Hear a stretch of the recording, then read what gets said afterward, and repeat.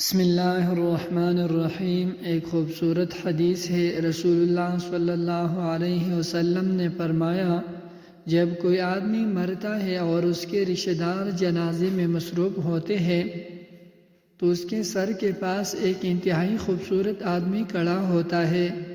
جب میت کو کفن دیا جاتا ہے تو وہ آدمی کفن اور میت کے سینے کے درمیان آ جاتا ہے۔ جب تدفین کے بعد لوگ گھر لوٹتے ہیں تو دو فرشتے یعنی منکر اور نکیر، جو دو خاص فرشتوں کے نام ہیں، قبر میں آتے ہیں اور اس خوبصورت آدمی کو مردہ آدمی سے الگ کرنے کی کوشش کرتے ہیں تاکہ وہ اس قابل ہو سکے کہ مردہ آدمی سے اس کے ایمان کے بارے میں رازداری میں پوچھ گچھ کرے۔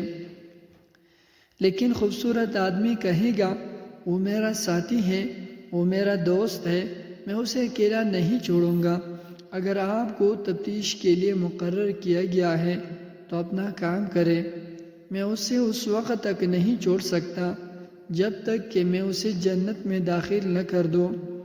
اس کے بعد وہ اپنے مردہ ساتھی کی طرف متوجہ ہو کر کہتا ہے کہ میں وہ قرآن ہوں جسے تم پڑھا کرتے تھے، کبھی بلند آواز میں اور کبھی دھیمی آواز میں، فکر نہ کرو۔ منکر و نکیر سے پوچھ گچھ کے بعد تمہیں کوئی غم نہیں ہوگا۔